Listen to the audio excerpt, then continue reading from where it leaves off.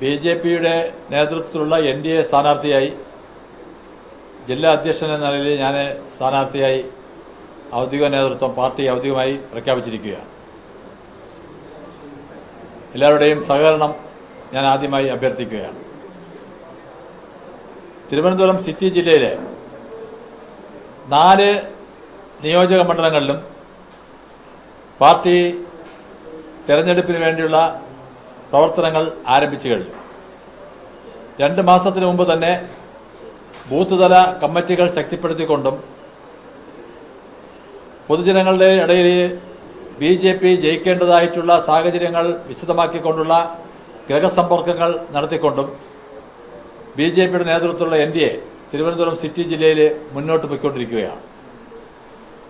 നിയമനിയോജക മണ്ഡലത്തിൽ പാർട്ടിയുടെ സംസ്ഥാന അധ്യക്ഷൻ ശ്രീ രാജീവ് ചന്ദ്രശേഖർജിയും, കഴക്കൂട്ടം നിയോജക മണ്ഡലത്തിൽ മുൻ സംസ്ഥാന അധ്യക്ഷൻ ശ്രീ വി മുരളീധരൻജിയും, വട്ടിയൂർക്കാവ് നിയോജക മണ്ഡലത്തിൽ ശ്രീമതി ശ്രീലേഖയും പാർട്ടി സ്ഥാനാർത്ഥികളായി വളരെ ശക്തമായി തന്നെ മുന്നോട്ട് പോയിക്കൊണ്ടിരിക്കുന്നു. ഇന്ന് ഈ 3 പേരും ശ്രീ രാജീവ് ചന്ദ്രശേഖർജിയും വി മുരളീധരൻജിയും ശ്രീലേഖയും 3 പേരും ഇന്ന് നോമിനേഷൻ കൊടുത്തു. ശക്തമായിട്ടുള്ള ഒരു പ്രവർത്തനങ്ങൾ വളരെ ശക്തമായി തന്നെ മുന്നോട്ട് പോയിരിക്കുന്നു. തിരുവനന്തപുരം നിയോജക മണ്ഡലത്തിലെ സ്ഥാനാർത്ഥി എന്ന നിലയിൽ തിങ്കളാഴ്ച രാവിലെ നോമിനേഷൻ കൊടുക്കുന്നതാണ്. ഇന്ന് വളരെ രാഷ്ട്രീയ സാഹചര്യം BJPയെ സംബന്ധിച്ചിടത്തോളം ഈ നിയമസഭാ തെരഞ്ഞെടുപ്പ് കേരളത്തിലാകമാനം തന്നെ ഉണ്ടാകാൻ പോകുന്ന വലിയൊരു മുന്നേറ്റം, കേരളത്തിലെ ഭാരതീയ ജനതാ പാർട്ടിയുടെ ഭരണം നേടുക എന്ന ലക്ഷ്യത്തോടു കൂടി തന്നെയാണ് ഇത്തവണ NDA തെരഞ്ഞെടുപ്പ് രംഗത്ത് ഇറങ്ങിയിട്ടുള്ളത്. ഇപ്പോൾ തീർച്ചയായിട്ടും കഴിഞ്ഞ കോർപ്പറേഷൻ തെരഞ്ഞെടുപ്പിൽ BJP നേടിയ വിജയം 45 വർഷക്കാലത്തെ LDFന്റെ ഭരണ സംവിധാനത്തെ കിരാത ഭരണം മാറ്റിക്കൊണ്ട് ജനങ്ങൾ BJPയുടെ നേതൃത്വത്തിലുള്ള NDAക്ക് അധികാരത്തിൽ എത്തിച്ചിരിക്കുന്നു. ആ ഭരണമാറ്റം തന്നെയാണ് കേരളത്തിലും ഇനി ഉണ്ടാകാൻ പോകുന്നത്. ഞങ്ങളെ സംബന്ധിച്ചിടത്തോളം ഈ തെരഞ്ഞെടുപ്പ് വളരെ ആത്മവിശ്വാസത്തോടു കൂടി ഞങ്ങൾ രംഗത്തിറങ്ങിയിരിക്കുകയാണ്. കേരളത്തിലുണ്ടാകാൻ പോകുന്ന ഭരണമാറ്റം തിരുവനന്തപുരത്തുണ്ടായ ഭരണമാറ്റത്തിൻ്റെ തുടർച്ച എന്ന നിലയിൽ തന്നെ മുന്നോട്ട് പോകും. അതിന് നമുക്ക് യാതൊരു സംശയവും വേണ്ട. നമുക്കൊരു ഉറപ്പ് ജനങ്ങളുടെ ഭാഗത്തു നിന്നും ഉണ്ടായിട്ടുണ്ട്. അതിൻ്റെ ഉദാഹരണമാണ് തിരുവനന്തപുരം കോർപ്പറേഷനിൽ BJPക്ക് ഉണ്ടായിട്ടുള്ള വിജയം. നമ്മുടെ ഈ തിരുവനന്തപുരം നിയോജക മണ്ഡലത്തെ സംബന്ധിച്ചിടത്തോളം വളരെ വികസനമില്ലായ്മ, കഴിഞ്ഞ 5 വർഷക്കാലത്തെ ആന്റണി രാജുവിൻ്റെ MLA എന്നുള്ള പ്രവർത്തനം വളരെ നിരാശാജനകമാണ്, ദുഃഖകരമാണ്. തിരുവനന്തപുരം നിയോജക മണ്ഡലം എന്ന് പറയുമ്പോൾ ശ്രീ പത്മനാഭസ്വാമി ക്ഷേത്രവും ഭീമാപള്ളിയും വെട്ടുകാട് പള്ളിയും നിലനിൽക്കുന്ന ഒരു പുണ്യ നഗരമാണ്, പുണ്യമണ്ഡലമാണ്. ഈ മണ്ഡലത്തിൽ വികസനം ദാഹിക്കുന്ന ജനവിഭാഗങ്ങളുണ്ട്. ഈ നിയോജക മണ്ഡലത്തിൻ്റെ ഏത് ഭാഗത്ത് പോയാലും വികസനത്തിൻ്റെ മുരടിപ്പ് കാണാം. ഇതെല്ലാം മാറ്റിക്കൊണ്ട് തിരുവനന്തപുരം നിയോജക മണ്ഡലത്തെ മറ്റ് തിരുവനന്തപുരം നഗരത്തിൻ്റെ വരാൻ പോകുന്ന വലിയ വികസന കുതിപ്പ് അത് തിരുവനന്തപുരം നിയോജക മണ്ഡലത്തിൽ ഉണ്ടാക്കാൻ ഭാരതീയ ജനതാ പാർട്ടിയുടെ MLA ജയിച്ചു വരുമെന്നുള്ളത് തന്നെയാണ് ഞങ്ങളുടെ ഏറ്റവും വലിയ ഉറപ്പ്.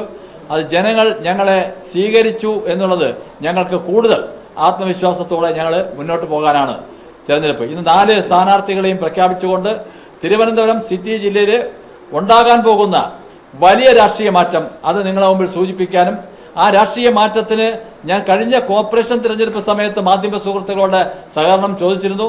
നിങ്ങളുടെ സഹകരണം ഞങ്ങൾക്ക് ഉണ്ടായിട്ടുണ്ട്. തീർച്ചയായിട്ടും ഇനിയും ഞങ്ങളുടെ ഈ പ്രവർത്തനത്തിലും ഞങ്ങളുടെ എല്ലാ കാര്യങ്ങളും ഞങ്ങളുടെ ഈ തിരുവനന്തപുരം സിറ്റി ജില്ലയിലെ സ്ഥാനാർത്ഥികളുടെ BJPയുടെ സ്ഥാനാർത്ഥികളുടെ പ്രവർത്തനങ്ങളെല്ലാം ജനങ്ങളിലേക്ക് എത്തിക്കാൻ നിങ്ങളുടെ എല്ലാവരുടെയും സഹായ സഹകരണങ്ങൾ ഞാൻ അഭ്യർത്ഥിക്കുകയാണ്. ഞാൻ നിങ്ങളോട് പറയുന്നത് കേരളത്തിലുണ്ടാകാൻ പോകുന്ന ഭരണമാറ്റം BJPക്ക് അനുകൂലമായിരിക്കും എന്നുള്ള കാര്യം ഞാൻ ഉറപ്പിച്ച് തന്നെ പറയും. കേരളത്തിൽ കഴിഞ്ഞ കാലങ്ങൾക്ക് വ്യത്യസ്തമായിട്ടുള്ള രാഷ്ട്രീയ സാഹചര്യമാണ്. LDFനും UDFനും എതിരായിട്ടുള്ള ജനവികാരമുണ്ട്. ഇവരെല്ലാം ഒരുമിച്ച് നിന്നുകൊണ്ട് BJPയെ തോൽപ്പിക്കുന്ന ഒരു സാഹചര്യം കഴിഞ്ഞ കാലത്തുണ്ടായിട്ടുണ്ട്.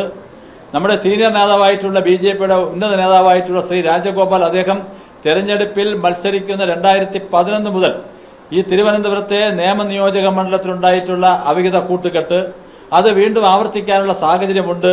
പക്ഷേ അതിനെയൊക്കെ അതിജീവിക്കുവാൻ ഈ രണ്ടുപേരും ഒരുമിച്ച് നിന്നാൽ പോലും ഞങ്ങൾക്ക് വിജയിക്കാനുള്ള സാഹചര്യം ജനപിന്തുണ ഞങ്ങൾ ഇന്ന് ആർജിച്ചിട്ടുണ്ട്.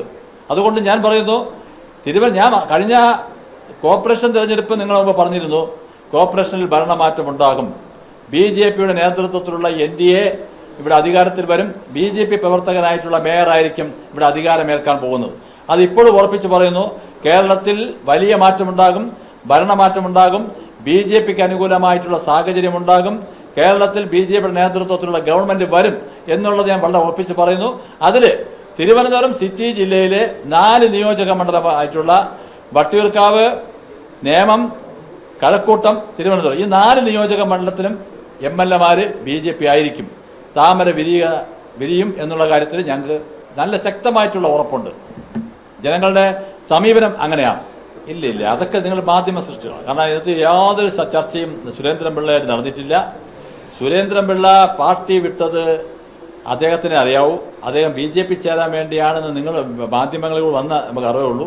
സുരേന്ദ്രൻപിള്ളയായിട്ട് BJPയുടെ നേതൃത്വം ഇതുവരെ ഒരു ചർച്ചയും ചെയ്തിട്ടില്ല. അത് ഞങ്ങൾ രാഷ്ട്രീയ സാഹചര്യങ്ങളെല്ലാം നോക്കുകയും കാര്യങ്ങൾ മനസ്സിലാക്കുകയും പിന്നെ ഈ തെരഞ്ഞെടുപ്പ് സംബന്ധിച്ചുള്ള കാര്യങ്ങൾ ഓരോ ഘട്ടമായിട്ടുള്ള ഇപ്പം ബംഗാൾ അടക്കമുള്ള 5 സംസ്ഥാനങ്ങളുടെ തെരഞ്ഞെടുപ്പ് സ്ഥാനാർത്ഥി പട്ടികയാണ് പാർലമെന്ററി ബോർഡ് ചർച്ച ചെയ്തുകൊണ്ടിരിക്കുന്നത്. അത് ഓരോ ഘട്ടം എടുക്കുന്ന സമയത്ത് സ്വാഭാവികമായി ഉണ്ടായിട്ടുള്ള കാലതാമസം, അല്ല വേറെ അതിനകത്ത് തർക്കങ്ങളോ വേറെ പ്രശ്നങ്ങളോ ഒന്നും ഉണ്ടായിട്ടില്ല. അത് എല്ലാ കാലങ്ങളിലും ഉണ്ടാകുന്നതാണല്ലോ, എല്ലാ കാലം പറയുന്നതാണ്.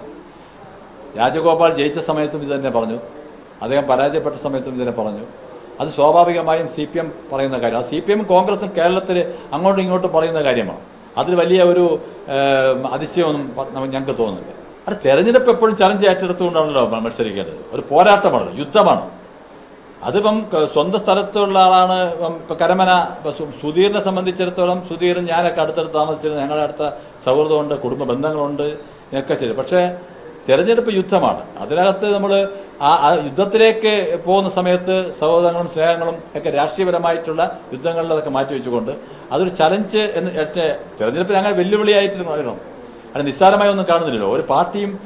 ഒരു പാർട്ടി പ്രവർത്തകൻ എന്ന നിലയിൽ നമ്മളെല്ലാം ഞങ്ങളെ സംബന്ധിച്ചിടത്തോളം തിരുവനന്തപുരത്ത് ഭാരതീയ ജനതാ പാർട്ടി ഏറ്റവും വലിയ രാഷ്ട്രീയ പാർട്ടി ആയത് ഇതുപോലുള്ള വെല്ലുവിളികൾ ഏറ്റെടുത്തുകൊണ്ടാണ്. ആ വെല്ലുവിളികൾ ഏറ്റെടുത്തുകൊണ്ട് പ്രതിസന്ധികളും പ്രതിബന്ധങ്ങളും ശക്തമായ ധീരതയോടുകൂടി 10,000-കണക്കിന് വരുന്ന പാർട്ടി പ്രവർത്തകർ ധീരതയോടുകൂടി മുന്നോട്ട് പോയി ചലഞ്ച് ഏറ്റെടുത്ത് തന്നെയാണ് ഇന്ന് തിരുവനന്തപുരം കോർപ്പറേഷൻ ഭരണത്തിൽ വന്നതും. ഇത് വർഷങ്ങളായി നിൽക്കുന്നതാണ്. എല്ലാ കാര്യങ്ങളിലും നമ്മൾ വെല്ലുവിളികൾ ഏറ്റെടുക്കുക, ആ വെല്ലുവിളികൾ തരണം ചെയ്യുക എന്നുള്ള ഞങ്ങളുടെ ഒരു മാർഗമാണ്. അത് ഈ വെല്ലുവിളികൾ അതിജീവിച്ചുകൊണ്ട് തിരുവനന്തപുരം നിയോജക മണ്ഡലത്തിലും ഞാൻ പറഞ്ഞ നേരത്തെയുള്ള ഈ മറ്റ് നിയോജക മണ്ഡലങ്ങളിൽ BJPയുടെ താമര വിരിയും. അല്ല, അങ്ങനെയില്ല. നമ്മൾ പ്രാദേശികമായ നേതാക്കന്മാർക്ക് അവസരം കിട്ടണം, പ്രമുഖരായിട്ടുള്ള ആൾക്കാർ. ഇതെല്ലാം പാർട്ടി സ്ഥാനാർത്ഥി എന്ന് പറയുമ്പോൾ എല്ലാവരും പ്രമുഖരാണ്. പാർട്ടി നോക്കുന്ന സമയത്ത് അതാത് നിയോജക മണ്ഡലങ്ങളിൽ ആരാണ് നിൽക്കുന്നത് അത് പാർട്ടി പഠിക്കുകയും താഴോട്ട് പാർട്ടി പ്രവർത്തകരിൽ നിന്നും സജഷൻസ് വാങ്ങുകയും അതിൽ നിന്ന് തിരഞ്ഞെടുക്കപ്പെടുന്നതാണ്. എത്ര വോട്ടിന് ഭൂരിപക്ഷം ഞാൻ ജയിക്കും എന്നുള്ള കാര്യത്തിൽ എനിക്ക് യാതൊരു സംശയവുമില്ല. ഞങ്ങൾ 2 മണ്ഡലം പ്രസിഡന്റുമാർ, മണ്ഡലം സംവിധാനങ്ങൾ വളരെ ശക്തമായി തന്നെ മുമ്പോട്ട് പോകുന്നു. ഞങ്ങൾ 1-ാം സ്ഥാനത്ത് വരും. തിരുവനന്തപുരം നിയോജക മണ്ഡലത്തിൽ 1-ാം സ്ഥാനത്ത് വന്ന ചരിത്രമുണ്ടല്ലോ. 2014 ലോക്സഭാ തെരഞ്ഞെടുപ്പിൽ ശ്രീ O. രാജഗോപാൽ അദ്ദേഹം ഇവിടെ 1-ാം സ്ഥാനത്ത് വന്നിട്ടുണ്ട്. നേരത്തെ പോലുള്ള ഈ കൂട്ടുകെട്ടുകൾ ആ തരത്തിൽ വരുമ്പോഴാണ് നമുക്ക് ബുദ്ധിമുട്ട്. പക്ഷെ ഇത്തവണ അതല്ല. ഇത്തവണ ഞാൻ നേരത്തെ സൂചിപ്പിച്ചതുപോലെ അതിനെയൊക്കെ അതിജീവിക്കുവാനുള്ള ശക്തി ആർജിച്ചിട്ടുണ്ട്. പരസ്പരം നല്ലൊരു സഹായത്തോടു കൂടിയും സഹകരണത്തോടു കൂടിയും ഒരു മുന്നണി സംവിധാനത്തിൽ ഉണ്ടാകേണ്ട മര്യാദകളൊക്കെ പാലിച്ചുകൊണ്ട് തന്നെയാണ് മുന്നോട്ട് പോകുന്നത്. BDJ സ്ഥാനാർത്ഥികൾക്ക് BJP ഒന്ന് ഞങ്ങൾ NDA ആണ്. അതിൽ BDJ സ്ഥാനാർത്ഥി BJP സ്ഥാനാർത്ഥി എന്നുള്ളതില്ല. NDA സ്ഥാനാർത്ഥി വിജയിപ്പിക്കുകയാണ് ഞങ്ങളുടെ ലക്ഷ്യം.